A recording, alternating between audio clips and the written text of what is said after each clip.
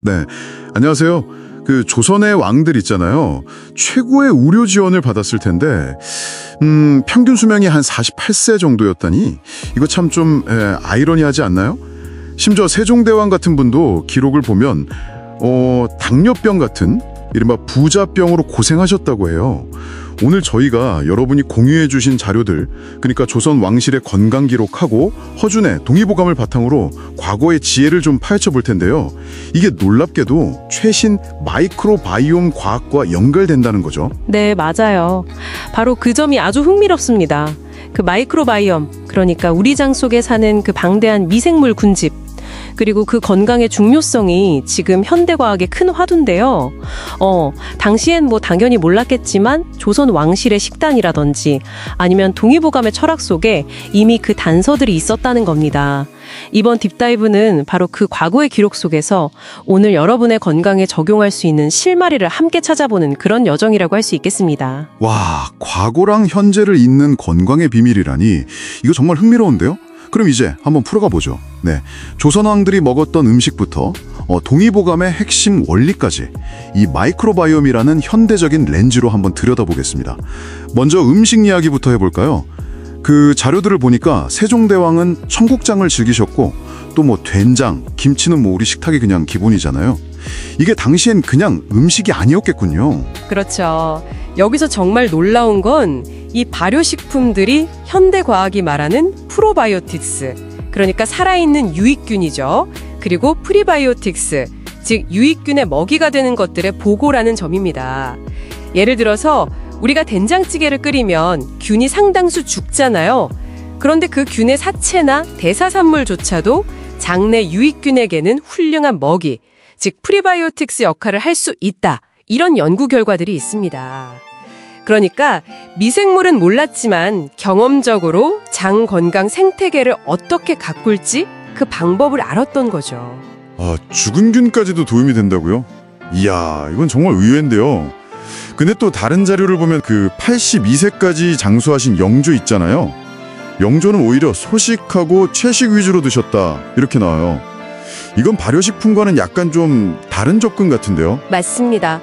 그 영조의 방식은 또 다른 측면에서 현대 건강 원칙과 딱 통합니다. 과식이나 뭐 기름진 음식을 피하고 채소를 즐겨 먹는 것. 이게 장내 미생물의 다양성을 높이고 염증을 줄이는 데 도움이 되거든요. 그리고 또 스트레스 관리에 힘썼다는 기록도 있잖아요. 저게 스트레스가 장 건강에 안 좋다는 건 이제 뭐 거의 상식이죠. 즉 영조는 장수 비결로 뭘 더 먹을까 이거보다는 뭘 좀 피하고 마음을 다스릴까 여기에 집중했고, 이 역시 건강한 마이크로바이옴 환경 조성과 바로 연결되는 부분입니다. 음식뿐 아니라 마음 관리까지요? 정말 통합적인 접근이었네요.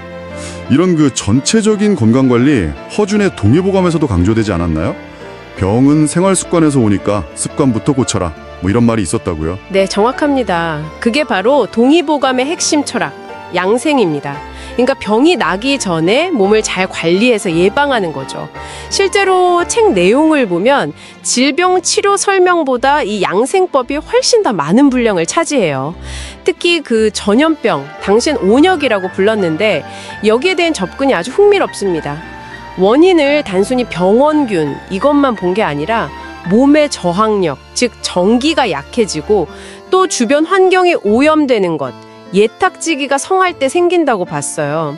여기서 전기를 현대적으로 해석하면 면역력 그리고 건강한 마이크로바이옴 상태와 관련지어 볼 수 있겠죠. 아, 단순히 병균 문제가 아니라 내 몸의 방어력 그리고 환경까지 다 고려했다는 거군요. 네, 그렇죠. 그래서 예방법으로 환자와의 거리 두기를 권하고 심지어 문병 갈 때는 바람을 등지고 서라 이런 구체적인 지침까지 내렸습니다. 이거 현대 감염병 관리 지침하고 놀랍도록 비슷하죠. 와, 정말요? 미생물은 몰랐는데도요? 네, 그렇죠. 미생물의 존재는 몰랐지만 경험을 통해서 면역, 환경 그리고 전파 경례의 중요성을 아주 깊이 이해하고 있었던 겁니다. 그렇군요. 예방의학이라 감염병 관리 측면에선 정말 놀라운 통찰인데요. 하지만 자료들을 보면 왕들도 뭐 종기나 당뇨 같은 만성질환으로 엄청 고생했고 또 효종처럼 종기 치료 중에 과다출혈로 돌아가시는 그런 비극도 있었잖아요. 이런 지혜가 있었는데도 현실은 왜 그랬을까요? 좀 안타까운데요? 바로 그 점이 역사가 우리에게 주는 또 다른 교훈입니다. 만성질환, 예를 들어 당뇨 같은 경우는 그 자체로 면역력을 떨어뜨리거든요. 그래서 다른 감염, 특히 종기 같은 염증성 질환에 아주 취약하게 만들죠. 동의보감에도 이미 당뇨 환자의 종기는 치료가 어렵다고 경고하고 있었어요. 이건 뭐 현대의학의 합병증 개념과 아주 유사한 인식이 있었다고 볼 수 있는 거죠. 아무리 좋은 예방 원칙이나 뭐 치료법이 있었다 해도 당시 기본적인 위생관념의 한계라든지 아니면 그 극심한 정치적 스트레스 같은 다른 요인들이 복합적으로 작용하면서 안타까운 결과로 이어진 겁니다. 결국 질병이라는 게 한 가지 원인만으로 설명하기 어렵다는 걸 보여주는 셈이죠. 자, 그럼 오늘 저희가 살펴본 것들을 좀 정리해 볼까요? So what does this all mean? 조선시대의 건강관리 방식, 특히 발효음식 중심의 식단이라든지 동의보감의 예방 중심 철학 같은 것들이 비록 미생물이라는 개념은 몰랐지만 현대 마이크로바이옴 과학이 밝혀낸 장건강 원리와 놀랍도록 일치하는 부분이 많았다, 이거네요. 맞습니다. 핵심은 그 경험적 지혜가 과학적 원리와 통했다는 점이죠. 그러니까 여러분이 오늘 그냥 무심코 먹는 김치 한 조각 아니면 된장찌개 한 그릇에도 어쩌면 수백 년간 축적된 우리 조상들의 장 건강 노하우 그리고 마이크로바이옴을 이롭게 하는 그런 비밀이 담겨 있을 수 있다는 겁니다. 이게 단순히 옛날 것이 아니라 바로 지금 여러분의 건강한 삶을 위한 중요한 열쇠가 될 수도 있다는 거죠. 와, 정말 흥미로운 연결고리네요. 그럼 마지막으로 이런 질문을 한번 던져봅니다. 현대 마이크로바이옴 연구가 앞으로 더욱더 발전한다면 우리가 아직 제대로 이해하지 못한 동의보감 같은 우리의 전통 지혜 속에서 말이죠.